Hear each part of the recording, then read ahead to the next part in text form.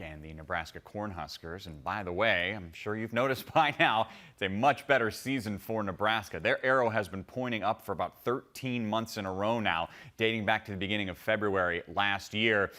They are one of the three teams that have a really noticeable difference in winning percentage from last year to this year.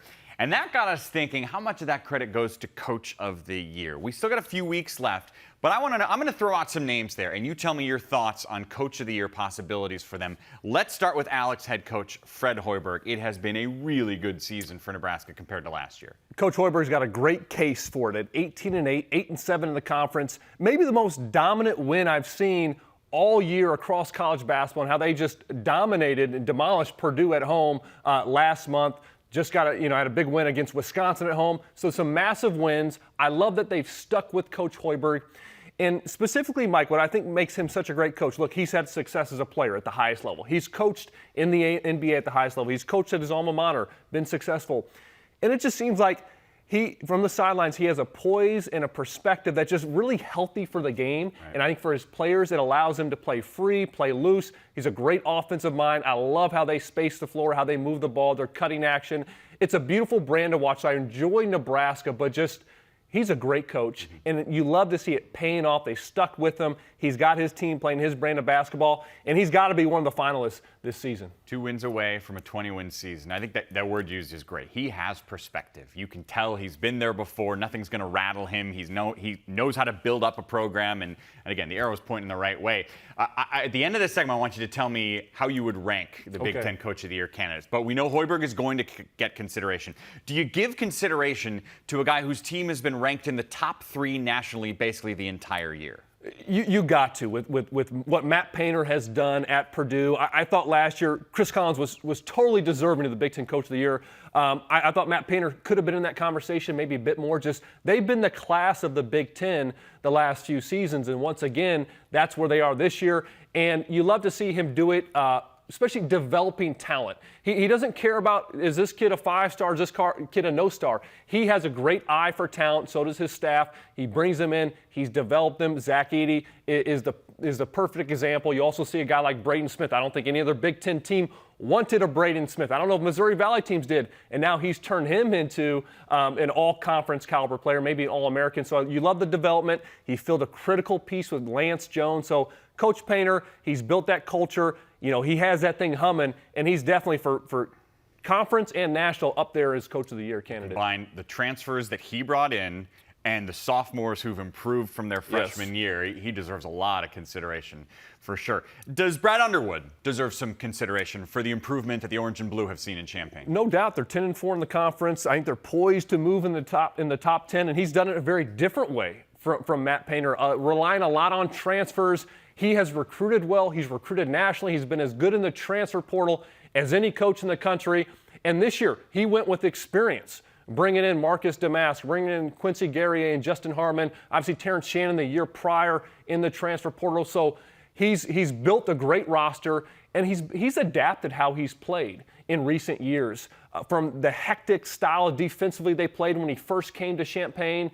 Then he had Kofi Coburn. A lot was centered around him. Yep. And now a lot of isolation, kind of spacing the court. So he's changed how he's played. I love that. And then he has a great eye for talent and getting those pieces to play together. Let's stay in state. Does Chris Collins have a legit shot at this? There's no doubt. I mean, think about what he's had to deal with, too. You got a guy like Ty Berry going down. I even look at that game against Rutgers. Langberg's out. They're playing guys that haven't played all season, and they just fight. They play together. I think Northwestern is the most connected team in the league, maybe the toughest team in the league. They got shot makers. They got big playmakers.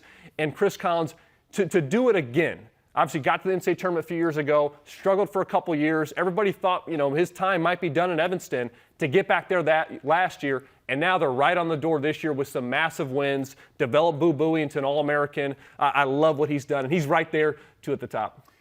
Let me throw a name out there. Let me try to pitch you on someone to see if he can make your top 5. Okay. Ben Johnson at Minnesota. Oh, you don't have to pitch me. Yeah?